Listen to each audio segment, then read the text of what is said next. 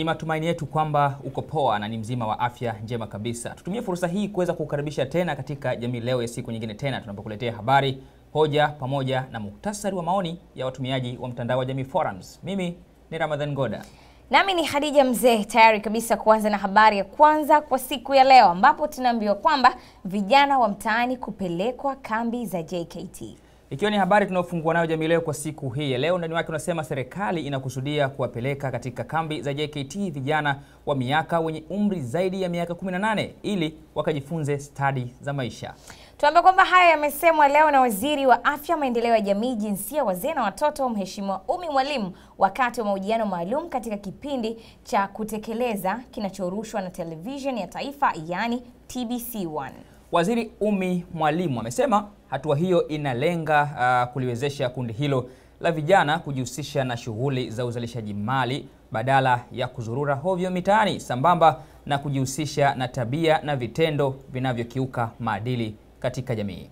Wakati Umi Mwalimu akiwa ametoa taarifa hiyo, tukiangalia takwimu zetu zinaonyesha kwamba tumeweza kukusanya maoni jumla 11,200, huku mtazamo wa jumla ukionyesha 45% wameona ni wazo zuri na kuishauri serikali iwapatie ajira mwisho wa mafunzo. 55% wamehoji mpango kuhusu watoto wa mitaani wenye umri chini ya miaka 18.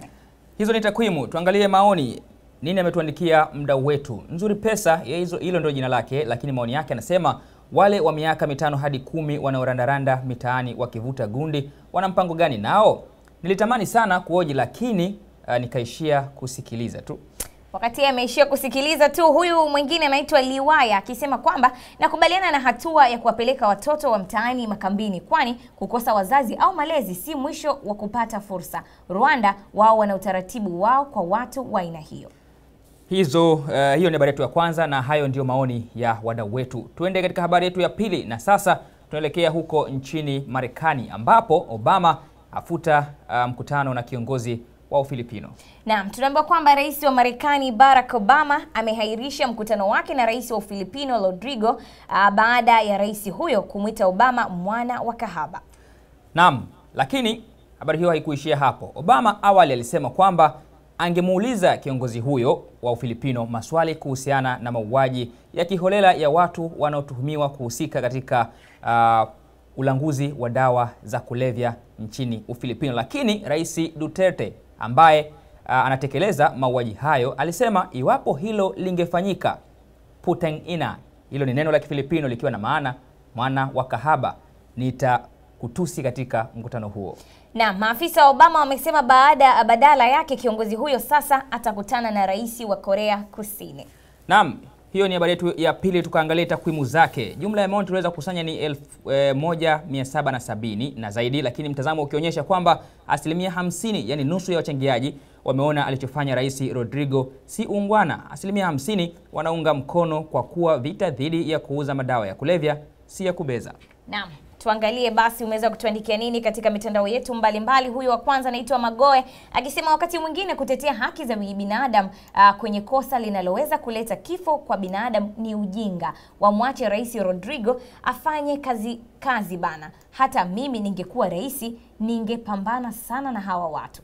Yeye anaona kwamba hata kama angekuwa Rais Rodrigo angeweza kufanya hivyo. San M yeye anasema kwamba utamwitaje mwenzio mwana wa kahaba? Kumbuka mama ni mama, hata awe kahaba hakuna anayeweza kuchagua mzazi.